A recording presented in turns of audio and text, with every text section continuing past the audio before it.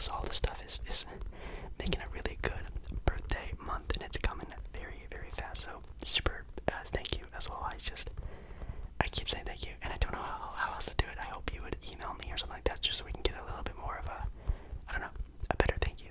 But yeah, anyways, make sure you guys like the video if you like the video, and also comment down below your own awards, MVP, six man, things like that. And yeah, let's get started.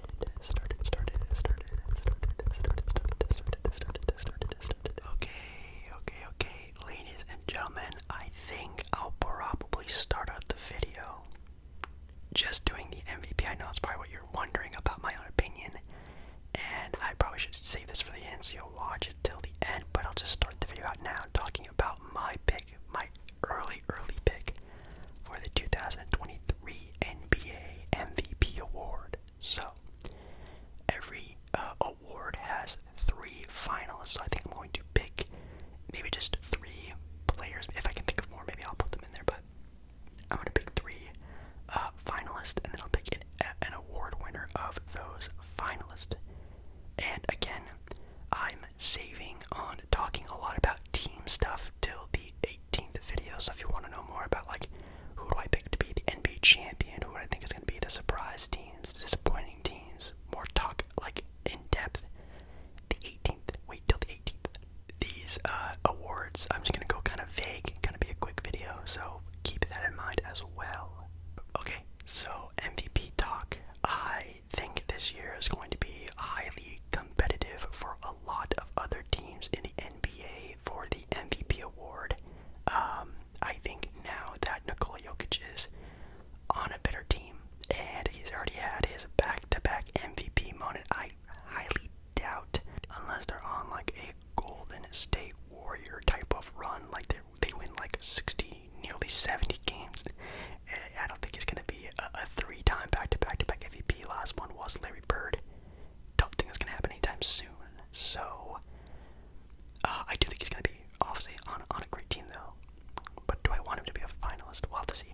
I think the first one is going to be Giannis. I think Giannis is going to be a finalist every year, at least for the next 3, 4, I almost want to say 5 years in the NBA. He's always going to be a top 3, not only player in the NBA, but a top 3 player in the award sort of race, which is very hard to do. So I think obviously number 1 is Giannis. The Bucks are going to be good. Giannis is going to be dominant. I think he probably average around like 30, 10, and 10, basically.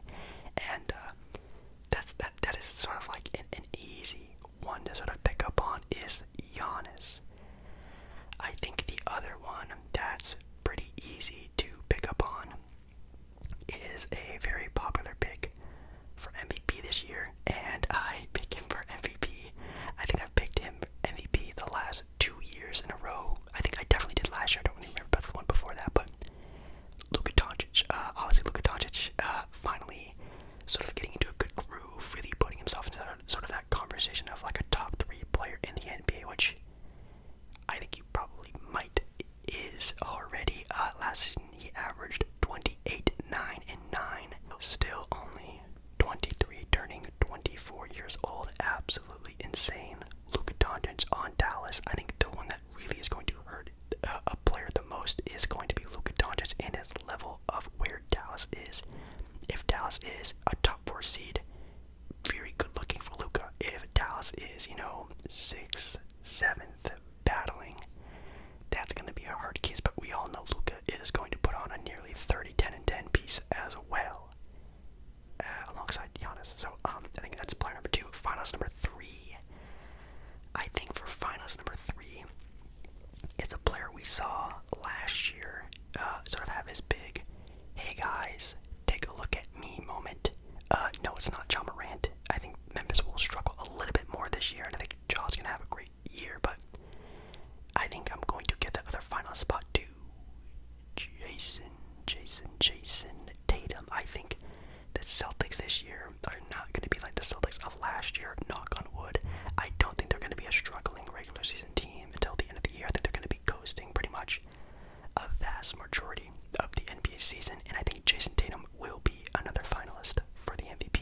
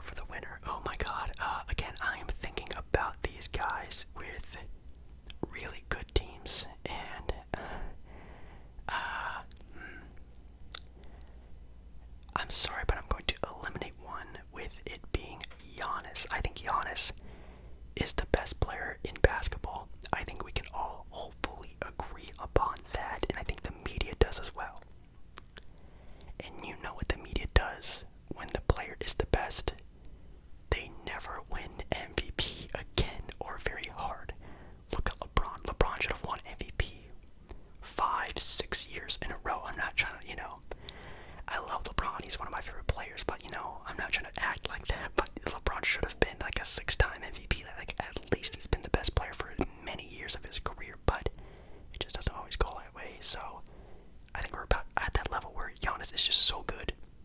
You just can't. So Tatum and Luka. Oh, man.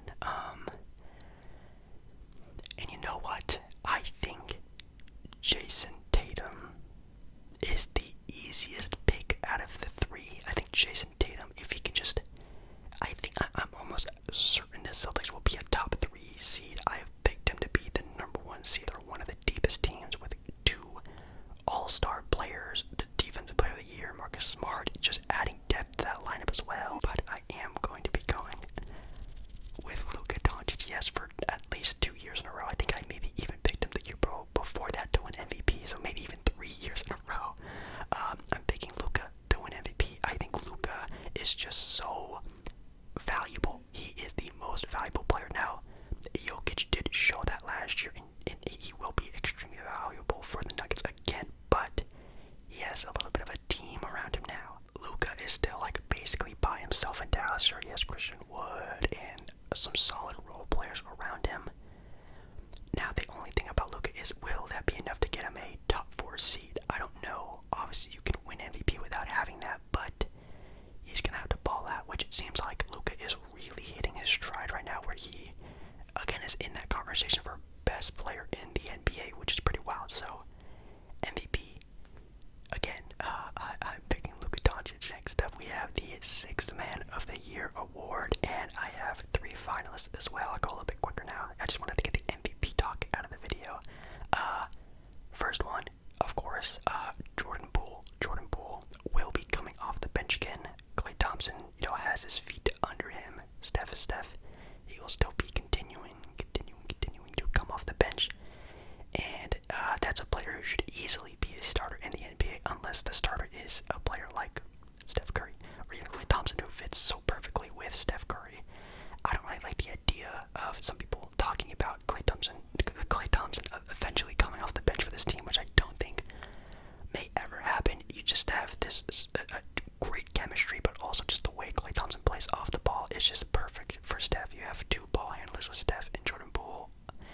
It can work, and obviously we've seen it work, but I just like the idea of that. Anyways, it doesn't matter. Jordan Poole is coming off the bench. He will be in that debate. Second player, at least from reports, from what I've seen, from depth charts and whatnot, maybe it's not true. I'm gonna say Malcolm Brogdon. It looks like might be being the 6th man, the backup guy, the first guy off the bench, and may even help finish games for the Boston Celtics. Now, of course, the Celtics made a trade for him. You could have him in a starting lineup, but I think they're gonna have the defensive capability of Marcus Smart in there to trust that a little bit more. So he'll be the starter. Brogdon comes off the bench, and I feel like that's going to be a very vital player on a great team who has the potential to not only win a championship, but also be the number 1 seed in the Eastern Conference. Now, if it is Marcus Smart coming off the bench, I think Marcus Smart will also be in that sort of tandem, so they're kind of tied together. I feel like either Brogdon, Marcus Smart, 2 great players on a great team. That's easy. That's pretty easy. Then, of course, the last one, which again, I don't know if he is coming off the bench. If he is, wow. If he's not, makes sense. But Tyler Hero, of course. Now, I do think he's a starter, so maybe I'll pick someone like random to replace him. But obviously, of course, Tyler Hero won it last year. He'll probably be starting this year. He did get that big contract. We'll have to see. But I do think he'll probably be a starter. If not, then yes, Tyler Hero, of course. And then, if not him, I don't know. Cam Johnson was a finalist for the award last year. But as we all know, the Phoenix Suns, who knows what's going to be happening with them. And I do think he's a really solid player. And he was a finalist last year, so maybe I will pick him. Or again, like I said before at the start of the video, maybe I'll pick some other ones like Kobe White of the Bulls. He's on a contract here. I think this year he's going to be a restricted free agent. He's going to want to ball out of his mind. Him, Ayo, I think that's how you pronounce his name, Ayo, and also Alex Caruso are all going to be playing that point guard role. I think he will probably continue to come off the bench of that team, and I think he's going to try to be the best player he could possibly be to get the biggest bag. So Kobe White will also throw his name into that, and also there's a bunch of other really great players to think about. But usually this award goes to usually a very good team, and I think it's going to go to either or, but I think it's going to be Malcolm Brogdon or Marcus Smart, whatever one of those players don't start for the starting point guard role of the Boston Celtics.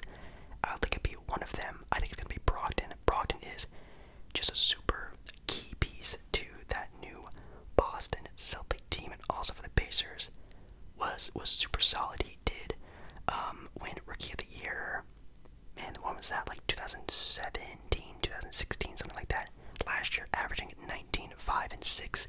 He'll probably be around 15, 6, and 6, somewhere around there as well. And arguably maybe the best team in the East, record-wise, at the time. So I'm trying to think in hindsight. It usually always goes to a really good team. I think that's a pretty cool. But yeah, that's a good pick. Next up, we have Defensive Player of the Year. Yes, another very big-time award. I think, of course, I can just start this out very easily. Rudy Gobert. Wow, who would have thought? Rudy Gobert, still going to be on a very impactful team, going to impact the game on the defensive end a lot, even though his pairing is Karl Anthony Towns, who is a big, but Towns is a stretch big. He's still going to be, the leader of the defensive group. He will be the center, the guy in the middle of the paint, like he likes it to be. Hopefully Minnesota's perimeter game could be a little bit better on the defensive end.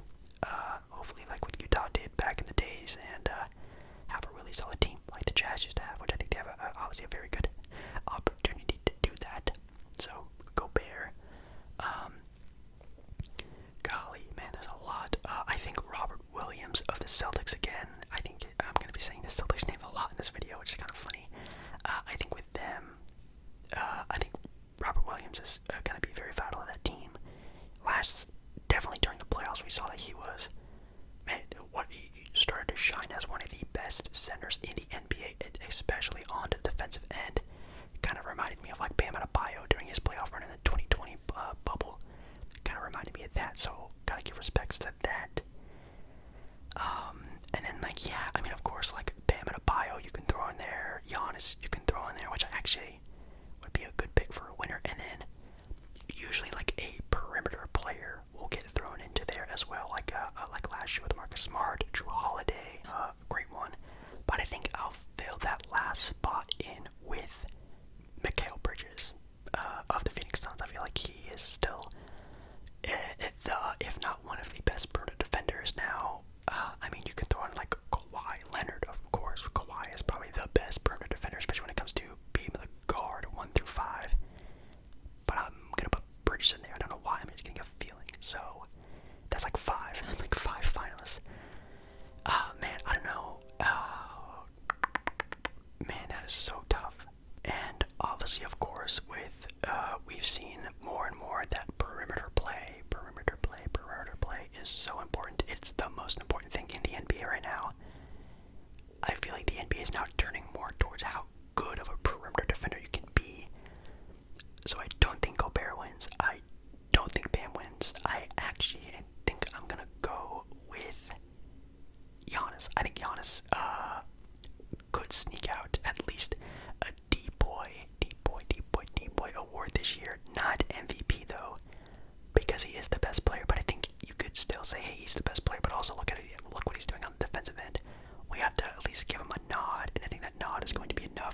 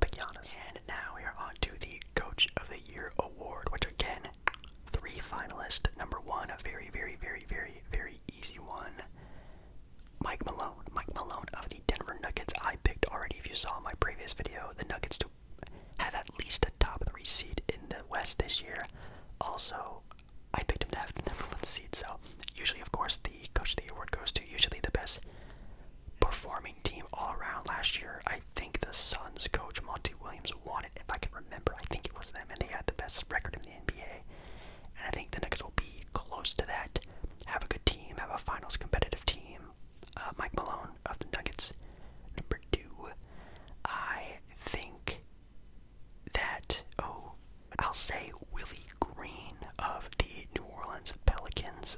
The Pelicans, I think, are going to have, I think we can also agree on this, of course, a surprise year, even though it's not going to be surprising. There'll probably be a competitive team that we definitely in the playoffs this year if they're all, again, fully healthy, knock on wood, but usually a team who's, on the up and up always has a coach in the Coach of the Year finalist, and Willie Green has done a really good job with his team. We saw it in the playoffs last year, sneaking a couple wins against the best team in the NBA at the time, with the Phoenix Suns, with the best record, and I think his team constantly improving what he's done with his young group, and obviously having great players on there now with like CJ and Ingram and Zion, and Valanciunas is super solid, and just the role players they have, it's coming together. So gonna get that other spot to Willie Green. And then lastly, oh man, I don't know, you could give it to, whoever the Celtics head coach is this year, but I actually don't remember. I think it's like an assistant coach or something like that. You know what? I think I might give it to JB Bickerstaff from the Cleveland Cavaliers. I think the Cavs are also going to be a young team going to need to be very coachable and moldable and sort of build this great culture that the Cavs have set forth in front of them. They're going to need to really lock it down when building this the right way, because if, some things slip here and there, this Cleveland Cavaliers young franchise, this new turn of, in 5 years, this team could easily win a title. It's going to be very crucial that they have a good culture built around them. So I think JB Bickerstaff will be third guy, and they're also just going to be a really good team. But again, it usually does go to like the best team record-wise and yada yada yada. And Mike Malone is a pretty solid head coach. So I'm actually going to give it to Mike Malone of the Denver Nuggets. Plus, we need more Western Conference winners now that I'm thinking about it in my head. We need to pick more East and West stuff. I already picked a couple East things, so I'm going to pick a West here.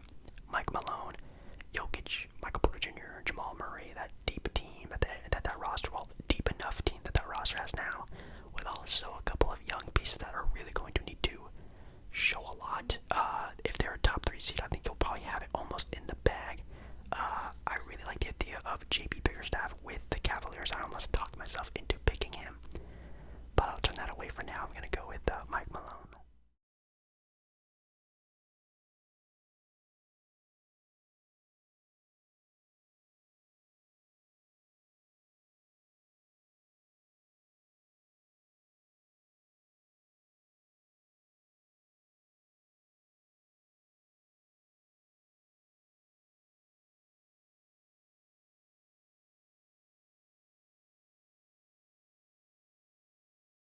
And last but surely not least, we have the most improved player, and I think everyone has a winner for this award already as well. If you've been around sort of NBA, Twitter or whatever, TikTok, I guess you could even say now. I might even just say my winner now. I'm just gonna say my winner now. I think Tyrese Halliburton. I think everyone has a very, very, very good feeling that Tyrese Halliburton is going to have almost a breakout year this year. He is going to be easily the best player on the Indiana Pacers now, who are going to be on a disastrous tanking team, trying to get some good picks, and they're going to be trading away all their best players like Buddy Hield and Miles Turner definitely before the trade deadline, because I think they're all restricted free agents, I think. Unrestricted free agents, so they're going to get rid of them. That ball is going to be put into Tyrese's hand and say, hey dude, do what you got to do to get better, and he's going to do that and show that. So I think Tyrese Halliburton is a lot of people's, including mine, most improved player. I think him or Anthony Edwards, I think those are my two that I could really put a big point on. I think those two guys are going to have the biggest impacts on their team. Obviously, Tyrese on an individual level, Anthony Edwards on an individual and a team effort one. I feel like could even be like a no-doubt one, but I feel like he's already too good. I already feel like Anthony Edwards could be an all-star next year, and it wouldn't surprise me if Tyrese was. That would surprise me, and that's what most improved means. I think we can all really see that sort of star potential in Anthony Edwards already. So yeah, those are my awards for this upcoming year. So I'll probably go over them a little bit more in detail in my next video, again on the 18th. Or maybe I'll even do another basketball video or sports video in between there. I probably will. But yeah, hopefully if you guys enjoy,